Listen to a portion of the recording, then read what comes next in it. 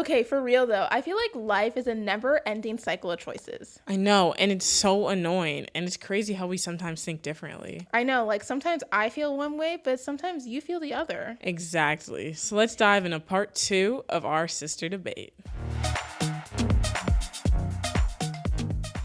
Welcome to the Point of View podcast. My name's Asada Haman. And my name's Yosa. And here we are for another episode. Yeah, we're super excited to dive into another part of our sisterly debate. So we hope that you guys like this episode and you, I guess, agree with one of us or maybe neither of us. Exactly. So today our topic is kind of interesting. We have 3 different subtopics, but the topics we picked or the subtopics we picked, we're not sure if there's a right answer. It's kind of just like we have one way we view it, but it's kind of just our opinions. Yes. Which I guess most debates are. Yeah. But we wanted to start off with something kind of, is it spicy? Maybe a little. Maybe for some people. Maybe. But it is, would you stay with someone if your family doesn't like them? So like if you got married to someone, if you're in a relationship with someone, would you stay with them if your family doesn't like them? Or if your family doesn't approve of them, Yes. I should say.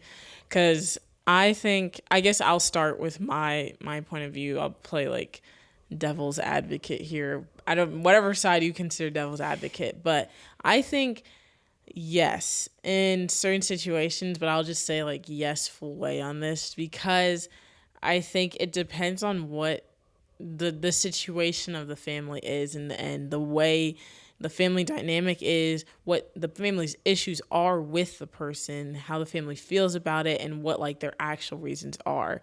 Because I think sometimes it's very easy for people to just not get along. And so that could be a contributing factor. No, it's not good, but it's like, can this be something that's worked on in the future? I mean, obviously there's extreme cases in which like maybe you don't understand, or maybe this person's done something and the family just can't look past that. Of course, there's so many like other sides to this like specific topic that's like, obviously that's a no-brainer. Like you shouldn't stay with that person. But I think a lot of the times what I see like on TikTok, YouTube, like when I'm just talking to people, a lot of the times when people don't like someone in the family, it's usually like one person in the family has a problem with the person, or it's like they have a problem with this person because like they liked the ex-girlfriend, or because or they don't like what job they do, or they don't like that they're close with their like son, like what is it called? The moms that are in love with their sons. Yeah. Mama's boy, or what's well, the not mama's boy, called? but I don't know what it's called, but I've seen like it's like a trend now. Boy moms or whatever. Well, but like it's like the extreme of that. Yeah, it's like boy moms on like crack, and it's like in those situations I'm like, well, obviously like the son like is in love with this girl, and the mother-in-law like wears white to the wedding and like all this stuff. So I think it really does like depend on the situation, but I think, at least in my opinion, for the most part, there's things that you can work through, and I don't think that you should let necessarily your family and the people in your life dictate whether you should be with a person, because a lot of the times you have to answer those questions for yourself. Because yes, you're marrying into a family, but that you're not going to be with that family every day, right? You're going to see them Christmas, Thanksgiving, Easter, maybe a couple other times of the year if you live near each other. But at the end of the day, this is the person you're spending the rest of your life with, right? You're not going to be visiting your family every day to be having these conflicts. So I think, yeah that's just a point to so bring to your up. point, before I get into my side of it, do you think that like let's say like you are the person that is marrying or dating into a family that doesn't like you, would you feel comfortable in that situation? Do you think love is able to override all of that? I don't think anyone would feel comfortable, I would say. Like, I mean, I'm just saying, like, you brought up the boy mom aspect. Like, do you want to marry a boy or a man that is in that kind of situation with his mom? Because when the time comes, I've seen so many times. I saw this one video of this woman. She was like, went on like TikTok. She didn't expect it to blow up. But she was basically like, my mom, like my mother-in-law like hates me, and like there's something happened, and my husband didn't stand up for me. I talked to him later. He just was like, oh, it's, my mom, it's typically how she is. And she felt hurt by this. She felt like unseen. They've been married for years. Like, that's like a situation where, like, do you want to be in that situation? I think that's a good point. I mean, obviously you can't ever, I mean, I would hope it would come to a point where you could talk about it, but I have seen situations, as sad as it is, where the child, son, daughter, whatever, has to cut off from the family because it's to the point where it's like, it's not even like, oh, you don't like this person, it's just like, oh, you're not even willing to accept them at all. And so no one wants to be in those situations, but I think you have to think about it in like, am I not being with this person because, yes, does it suck that maybe their mom or their brother or maybe even their entire family doesn't like you? But it's like, what am I gonna, like, you love this person and now you're just gonna look for someone else that maybe you'll never feel the same way with? Because if that person was your person, if that was what was meant to be, I think love prevails anyway. At the end of the day, if it isn't, I think you'll realize that it won't just be the family situation, because like for most people it's not a one and done deal with a breakup. Usually it's like things pile up. So I feel like if that was like, let me just make clear, if that's the only issue in the relationship, I think that's something that can be worked through, and that's something that You think you can work through a boy mom situation? I wouldn't I don't think. I See, wouldn't like here's it, why I but don't think you can, because like, and this is not even just like American culture. This isn't like a lot of. yeah. I've seen a lot of cultures where it's like the son is like held to this like high standard, almost like treated yeah. like a king, Yeah. and the daughter is expected to do X, Y, Z. And so when you're marrying into this family, it's like the mom is expecting you to treat her son a certain way. And the son, who was raised his whole life to think this way, are you now going to be his teacher? Are you now going to change him? Like, I mean, it's just, in my opinion, I don't think that one, when you're dating someone, you should make sure that you find this information out in the first place. Yeah, this should be something that's like set within the first couple But months. at least in my opinion, for me, I can't, that's just not something that I can handle. I can deal with. Like, is it something I want to do? Absolutely. Like, who But, wants conflict with my mother? Like, nobody. But I personally wouldn't put myself in that situation, because like you were saying, yes, you marry into the family. I truly do believe you're marrying into the family. Yeah. Like, in our religion, the family is such a central part of the religion. I can't imagine like there being like oh, we're ostracized, we don't talk to the family anymore. I personally wouldn't feel comfortable with that for the rest of my life. Like my husband's side of the family, we're not in contact. That is not something I would want to do. And so personally, I don't think I would stay with someone if their family didn't approve of me. And on the flip side, if my family didn't approve of whoever I was dating and then later got married to, if they didn't approve of that, I personally wouldn't stay with them. And the reason I can say that is because I come from a very stable and very like close-knit family, that I know that for the most part, or not even for like all of the part, my family wants the best for me.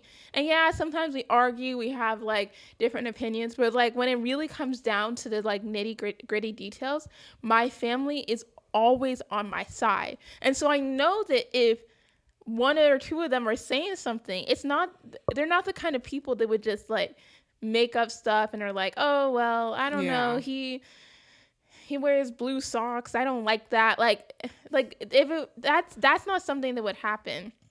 But I do think I come from a very like biased, or like, not, that's not the right word, but like a very like don't look at me. I come from a place of, I guess, privilege to be able to say that, because there's a lot of families that are not like that. I think if you come from a family that you were already having problems with the family, and then you bring someone home and then they don't like them, I think that in that case, I don't think you should let your family dictate. But if you come from a close-knit family that you know that the decisions and the things they've told you your whole life has only led you towards success, and they're coming to you and saying, we don't like him, I think that is a sign that you should listen. Just like, oh, your best friend doesn't like your boyfriend. There's a reason that she doesn't like them, because she Mm-hmm. knows you and she could see things from a perspective that you Yeah, cannot. that's true. And so why is it that you can listen to your best friend but you can't listen to your family? Of course there's always situations, but I feel, in my opinion, I feel like if you come from a family of, I guess, privilege, that's not like wealth, but privilege of Yeah. like the closeness of it, and like they want to elevate you into success, I do believe you should listen to your family. And if they don't approve, stay away. It's a good point. I guess to save time, we'll move on to the next topic. But I Yes. guess those are both our views. So, but for our second question, or not, I guess it is a question. Yeah, I guess so. It's, is working a part-time job in high school a good idea? And I guess we'll just keep the order going. I'll start off with this one. I think for me, I'm still in high school, but I have worked jobs in high school. I've worked jobs in the summer. I've worked multiple jobs. So You I'm haven't like, worked during the school year, have you? not this school year, but I did last school year, the year before that. So Really? like, yeah. So I thought mom and dad didn't let you. they didn't want me to, but I did anyway. She's rebellious. And so they literally drove me to work. Like, they knew what I was doing. I was just like, I'm applying. Like, I'd already gotten the job, and they were like, No, our oh, parents are so funny, because like they'll like get so mad, or they'll say no, but then they'll still like do it for you. yeah. Like, they were like encouraging me. Like they're like, oh, when are you going to work? Yeah, no, they're strange. Like they're supportive, but then like so weird. Yeah, I don't know, but like I've worked jobs during the school year, and what I think, and maybe like, again, I'm young from a point of view, maybe like in 5, 10, 15 years I won't think this way if I have like my own kids, but like what I think is working a job in high school is necessary, not just to like, oh, a little pocket money for me when I want to go out with my friends on the weekend, because that's also great. I think it's good for the responsibilities it gives you, the time management, and just like, what's the word, the maturity that it brings to you. Because I think the thing a lot of people like don't have is social skills and being able to work through situations where you don't like everyone that you work with, right? Because I think you're not going to like everyone you work with at like a job. You're not going to like, whether that's at like Chick-fil-A or a corporate business, like whatever, like you're never going to like everyone. You're going to have responsibilities. You're going to be busy in college. You're going to be busy with school. Most people have to get a job in college. You have to balance it. And if you don't, you're going to have a job in the future where you're going to be having to balance maybe a family and friends and events, whatever it is. Like there's no time in life where it's like, oh, I have one thing and that's it, right? And if you do, like, I envy you, but like I think having that job is necessary to be able to just meet different people that you just don't go to school with, or you don't just go to church with, people that like maybe are a little strange, people that maybe you don't normally communicate with, being able to kind of maneuver and understand like, okay, this is how different people are.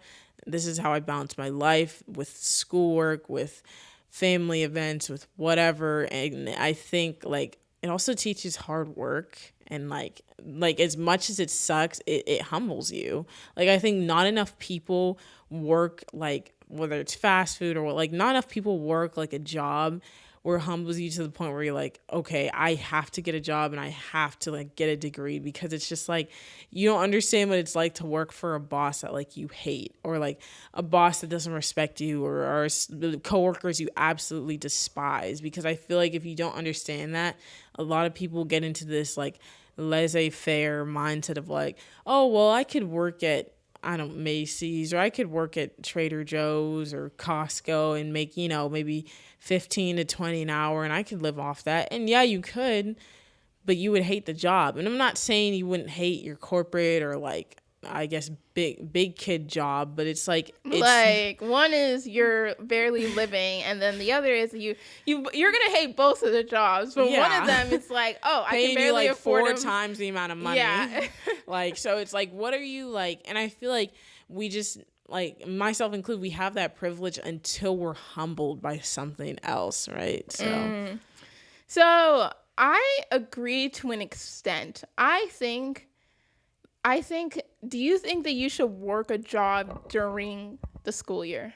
I think if you can, yeah. Okay. Like let me explain. Like if you're in sports and stuff, and there's just no way, no. But like my sophomore and junior year, I had that time, so I was able to work and save up money. And I think also working in the summer is good too if you can find the time. Yeah. So in my opinion, I feel like school is a job. It is, yeah. And I think that as a student, your focus should be on your job. Now, in college, you don't have the privilege, or not, you don't have, a lot of people don't necessarily have the privilege to not work. And so, unfortunately, your job is two jobs, school and working whatever Yeah. part-time job you're doing. But in my opinion, I think that as a child, as a kid, as a teenager that's going through high school, this is your first time doing like classes like this. You're not, it's like it's very new. You're trying to get into college for the first time. There's so many aspects of it. In my opinion, if you are in a position to not work and to not work, I don't think that you need to work during the school year. Now the summer is different. You're not in school. You're what, sitting around like Yeah. playing your video games, reading random books, watching TV. Like, do I think that you should laze around? No. So, in my opinion, I think that if you're not in school, absolutely you should get a job because all those points you made, you can still get them. You could still have the crappy boss. You could still be humbled. You could still have the opportunity to make money, manage your money.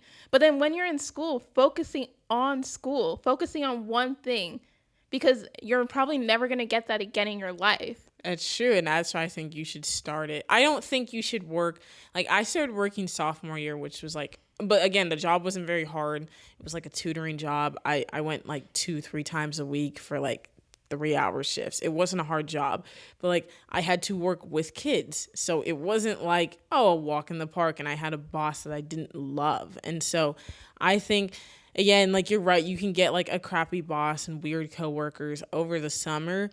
But I think the ability to compartmentalize and to be able to organize your life. So, I mean, we can agree Yeah, we to can disagree. go back and forth forever on this. We obviously we're not going to agree. I think that Yosa has definitely some very important points, and I do definitely agree to some aspect. But then again, there is my point of the argument, and we're both going to think we're right, and Yeah. it's not going to be settled here. Yeah. Okay, so for the next point, is it better to follow your passions or go for a stable career? This is kind of like a segue from the second segment, kind of. Yeah, I guess like with careers.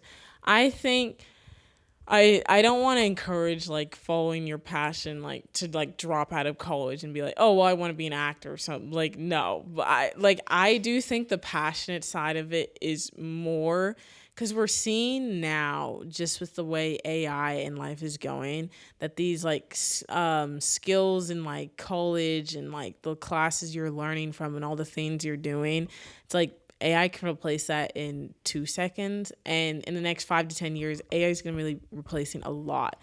And I'm not saying that's an excuse to not go study an important major in college or anything like that. But I think one thing to realize is that if you have a passion and you're good at it, you can make that into a career.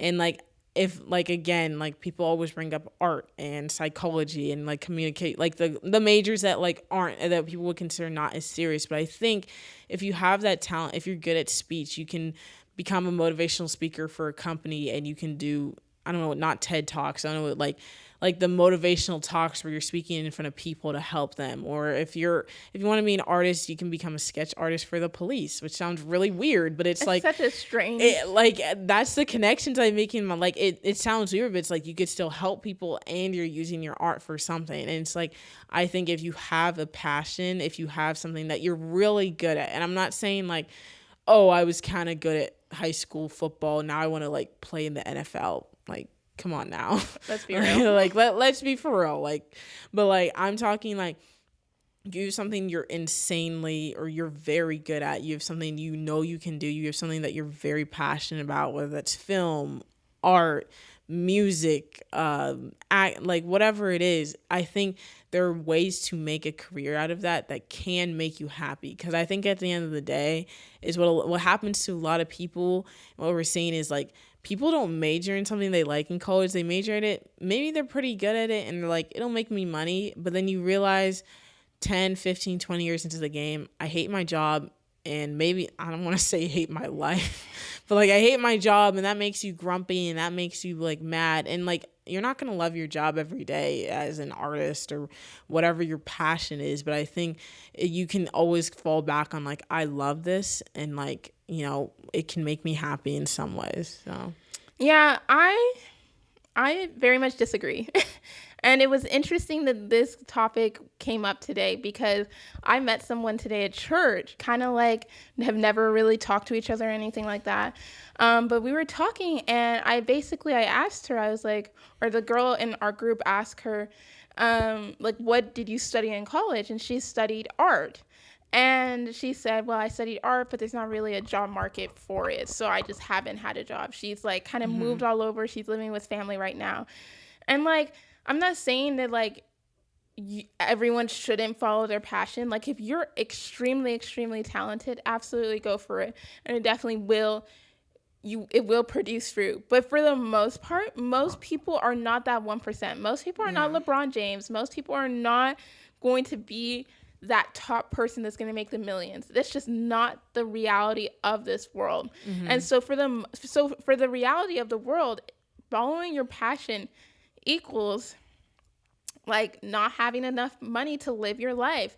It means maybe being even more depressed because you're following what you love, but your living aspect is just not what you would want, not what anyone would want, right? Yeah. And so I think that there's like definitely a balance. And so in my opinion, I think that the smart thing to do is to, like, for college, for example, let's say you really do have a love of the drama or the arts or something like that that's more creative and not necessarily like there's a job market for it.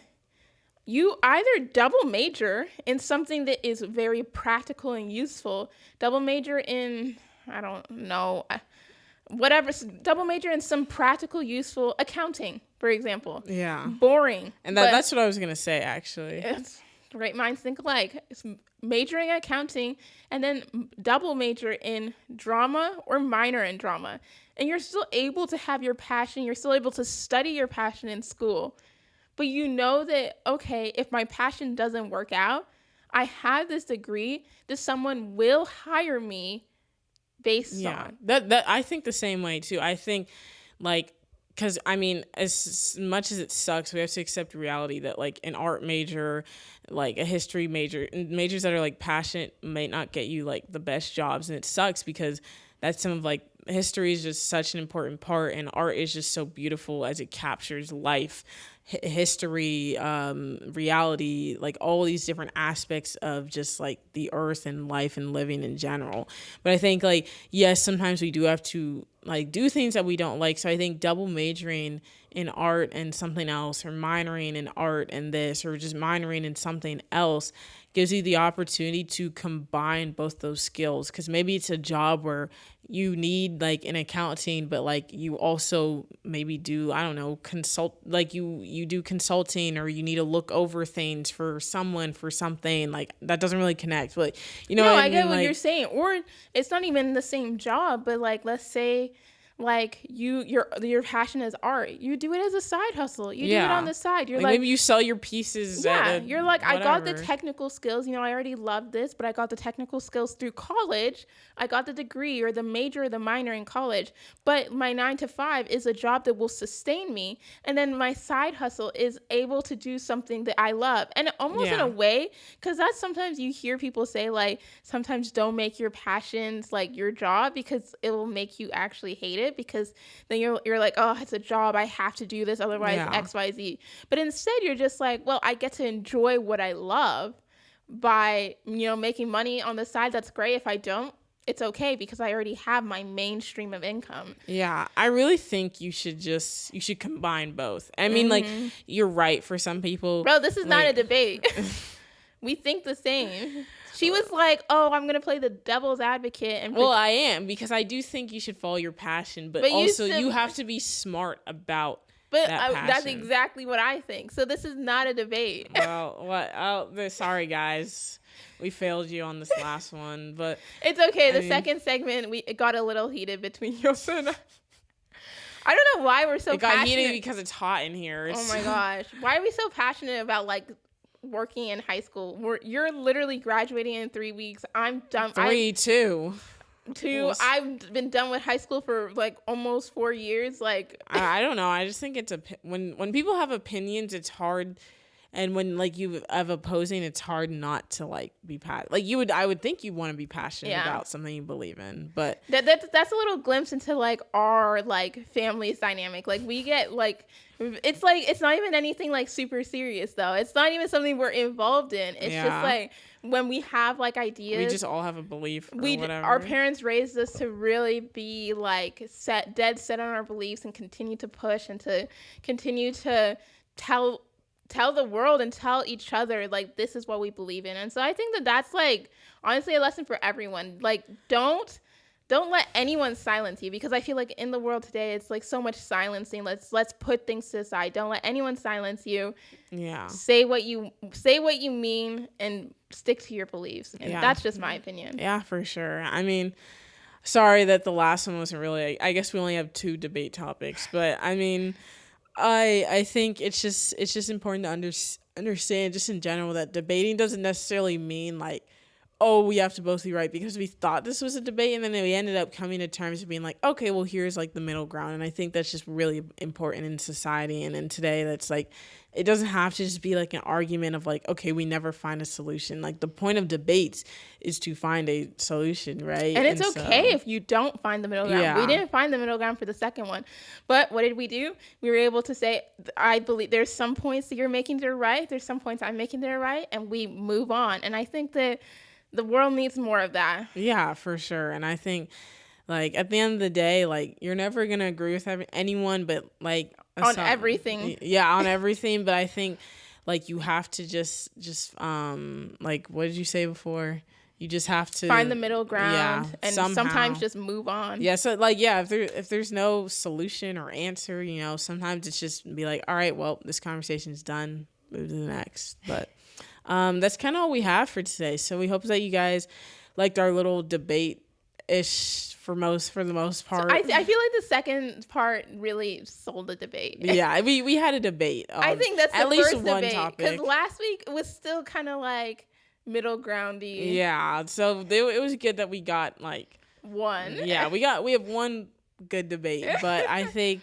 So we hope you guys like this episode, and make sure to like, subscribe, turn on push notifications, give us a 5-star review on wherever you're listening to this, and make sure you follow us on all social media platforms, and we'll see you guys next week. Okay, bye.